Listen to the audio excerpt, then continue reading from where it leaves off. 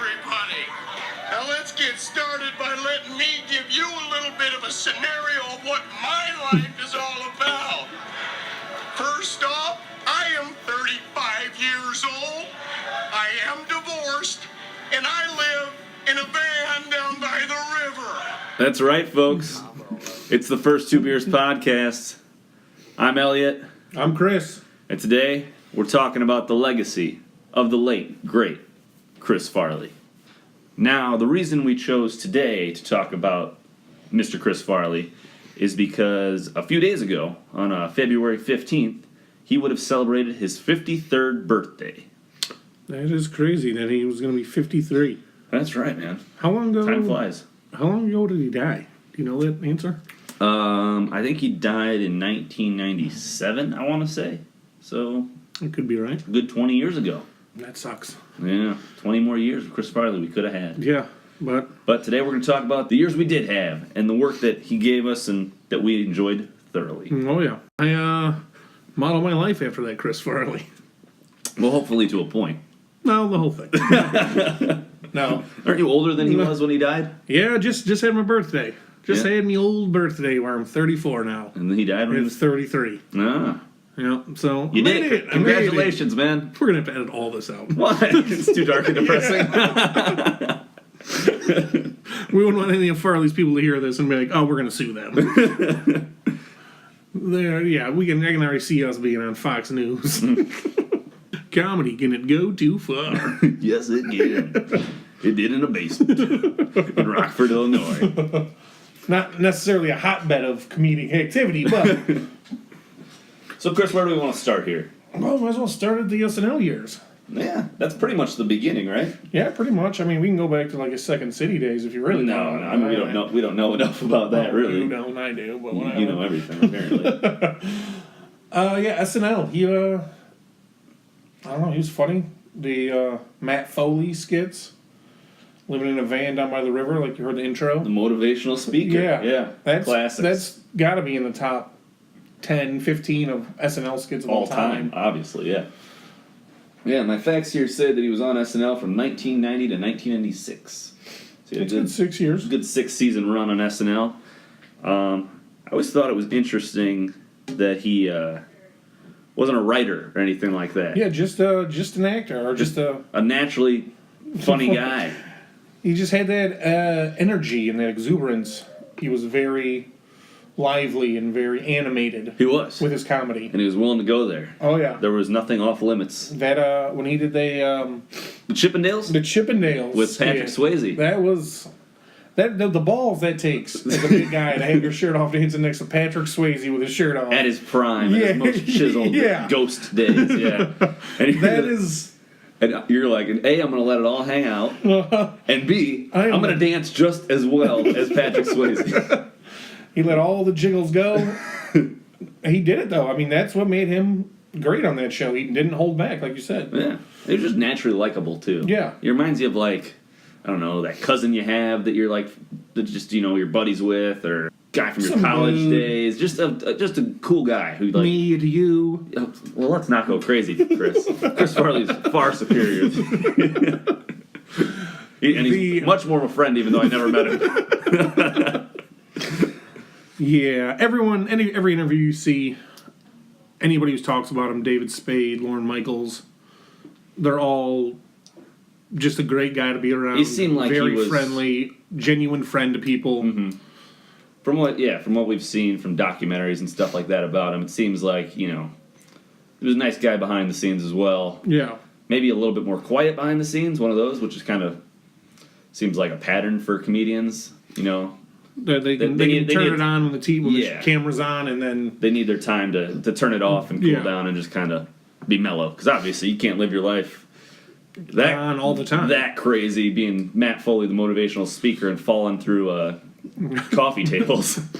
Obviously, he had his demons, and we'll get into those later. Then he gets his first starring role, I believe. Well, no, he had these cameos. We should discuss his little supporting roles, because those were funny. Those were real funny. His Wayne's World as the security guard. Small bit, but classic. A bit that I didn't even remember. You just reminded me of it the other day. I thought he was only in Wayne's World 2 because he has a little bit bigger of a role in that one. As Milton, apparently, is his name in Wayne's World 2. He had long hair. I remember... he was kind of like a security guard in that, too, wasn't he? Yeah, like, he was one of the like roadie types for Wayne stock. A scene they do is when Wayne Campbell is like testing the roadies, and he's like pulling the mic down. They have to like run and pick it up, and he falls and stumbles. And Wayne walks over to him and does the whole "lean on me" bit, where he's like, "Why do you need to be here? I have nowhere else to go." It's just it was good. Yeah, he had a lot of good bits that he added to a lot of comedies from the 90s. Coneheads. Coneheads, yeah. He was the boyfriend, love interest in that to the daughter in Coneheads. Yeah. Billy Madison, obviously, as the bus driver. That's a good. classic. That's one of his tops.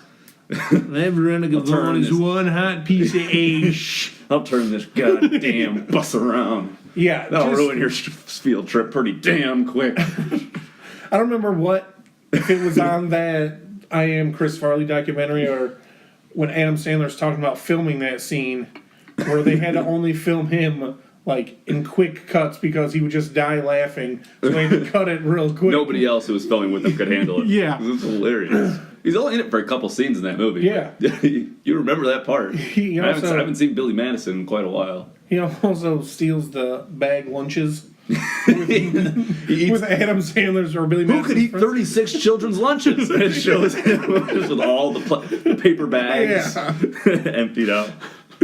So that's when we got our taste of Chris Farley. Mm-hmm. And that was his build-up until he finally got his big leading role in 1995's Tommy Boy. Which, again, was I think that really escalated him with how well that movie did. Yeah. Like, I don't know the deets for sure on, like, how well it did box financially, office-wise. but it's definitely like a cult hit, if you could say that. Yeah. Once it came out on video, like, it blew up more. But it's pretty damn funny. It holds up. It's a funny movie. Tommy, don't do the gym bit. Can you put me where the gym's at? Yeah, I'll figure it out. Don't worry.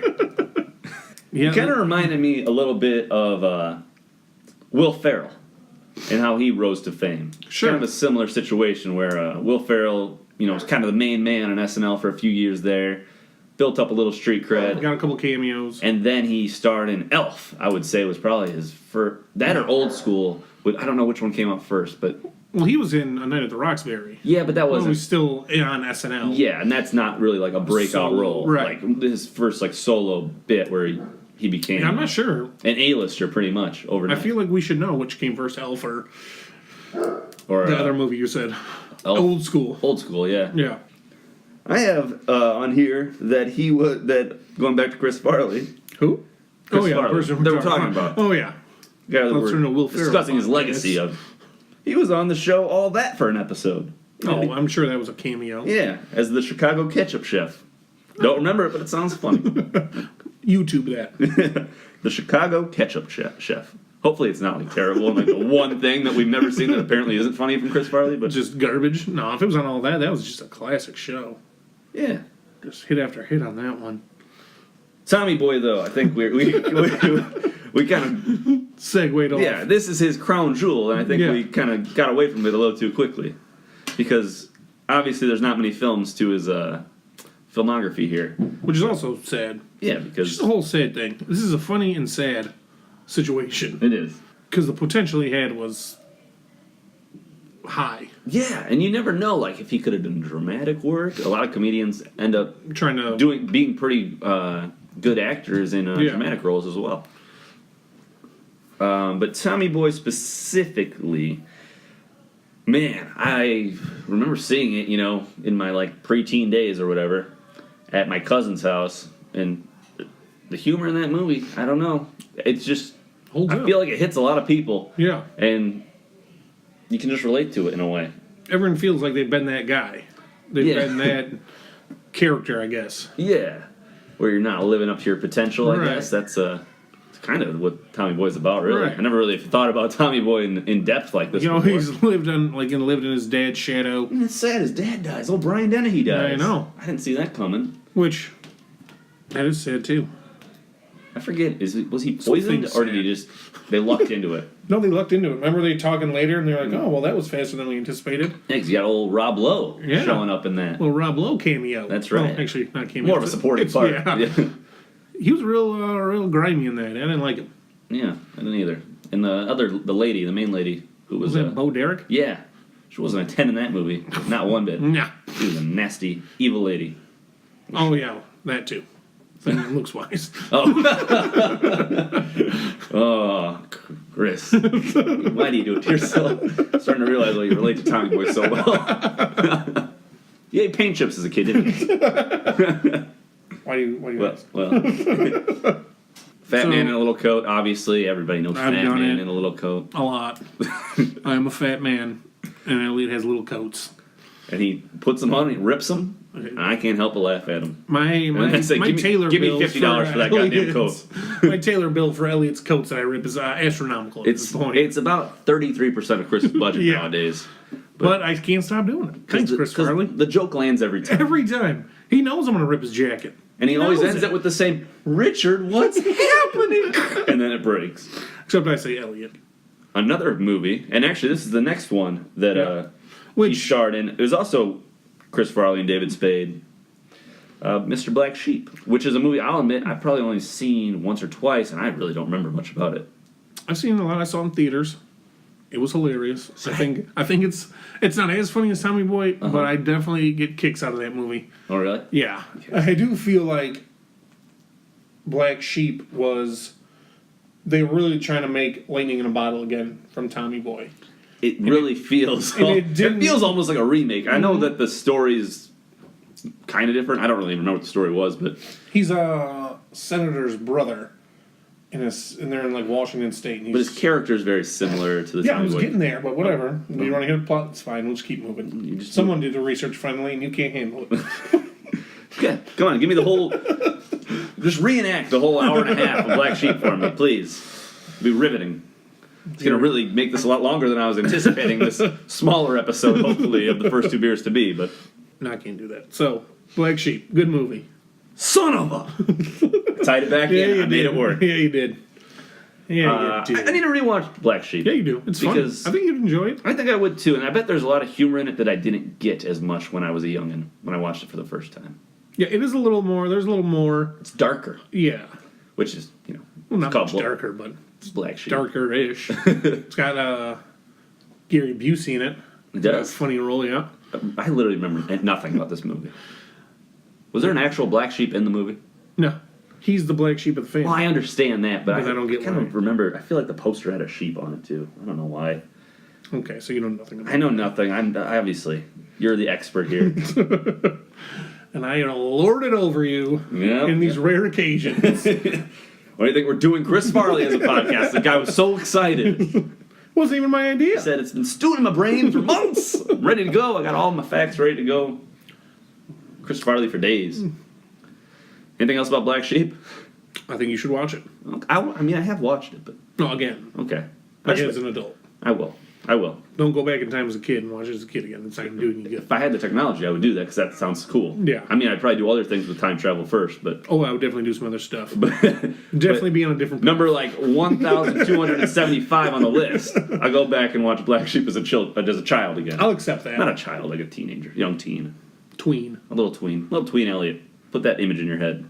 Don't, because no one knows what you look like. I'm just a voice.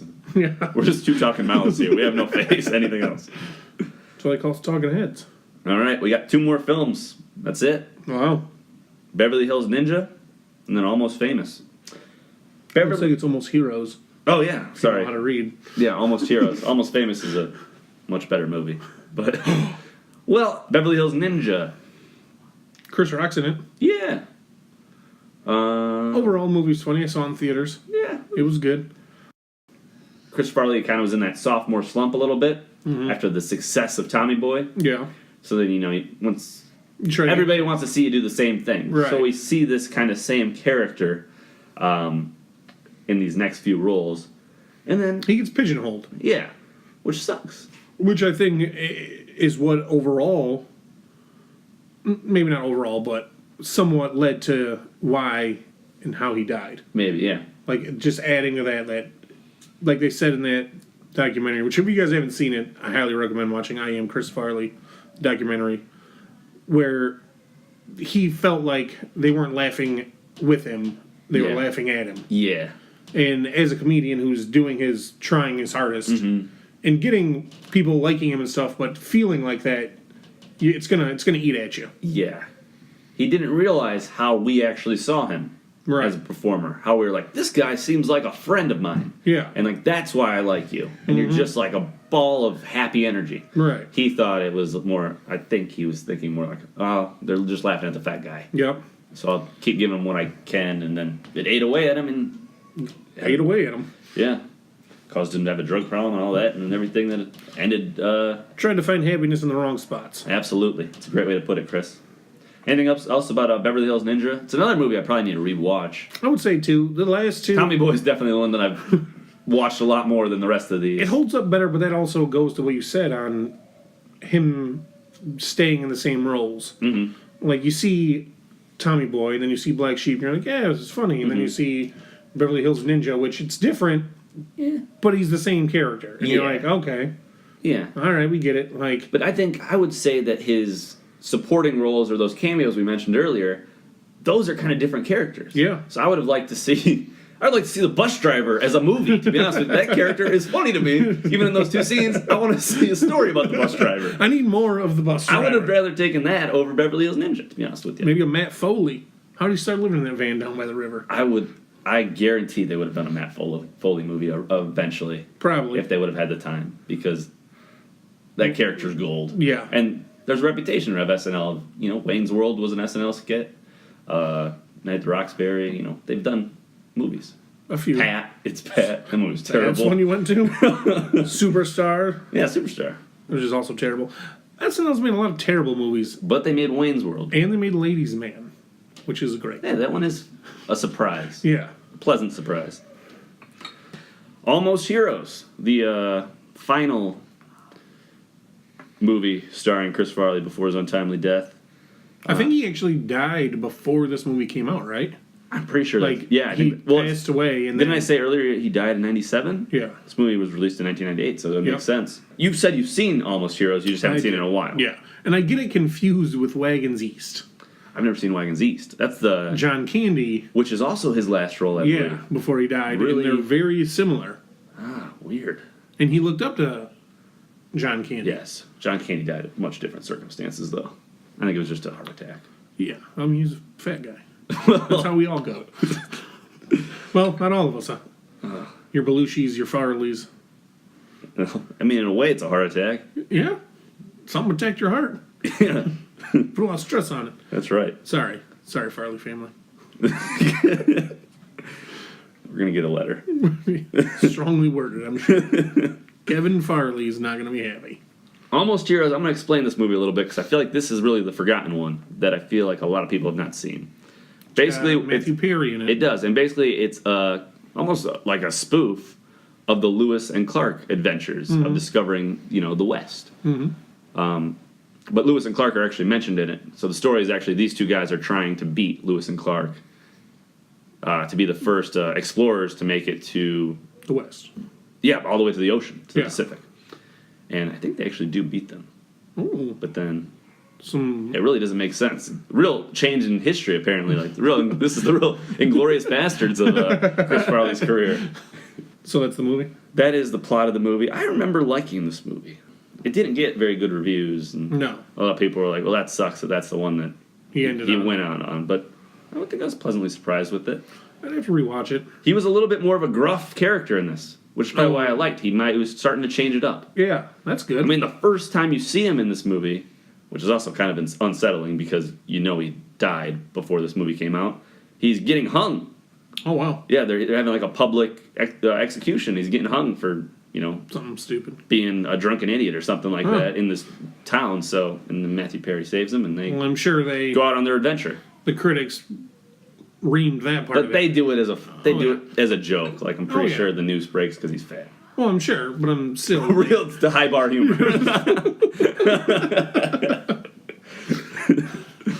Yeah, I can see why he might have hit some demons there.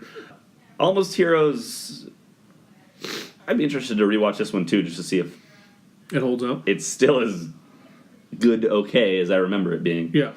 I think I liked it because I was in school at the time, and we probably had just kind of gone through the history lessons of Lewis and Clark and all that. So I was like, this is almost like a historical movie, but this is exactly how it is. Like Sacagawea, she's in the movie, I think. Oh, yeah? Or at least a character that's supposed to be her. I think this was right She's around... got money now. Yeah, I think that's what I remember. You're like, oh. This is how it related to me, because that coin had just come out, or been released, and I was like, oh, look it, she's in the movie. They put her in the movie. They put her in the movie pictures on the magic box. She's in the talkies. Yeah. Didn't take much to impress me as a child, apparently, How Chris. I see that. Well, we The can't... girl on the coins in the movie. We can't end our discussion on Chris Farley giving these insults to Almost Heroes. So we're going to move on and just kind of wrap this up with generalities about Nothing man. like wrapping up with generalities. I hate him. I hate him so much, guys. Well, why don't you just go ahead and give me your final thoughts on Chris Farley? I think we discussed his death enough, right, too? I don't want to get into the nitty-gritty. That's not this podcast. No. That's a different That's the First Two Bourbons podcast. one. That one gets dark. That's the first two. Real dark. Chris Farley. Dude, still in our minds 20 years later from his passing. That's a testament to the work he did and the personality that he was, I would say. Yeah, I agree. He's a funny guy. That's my wrap up. Thrilling. Riveting.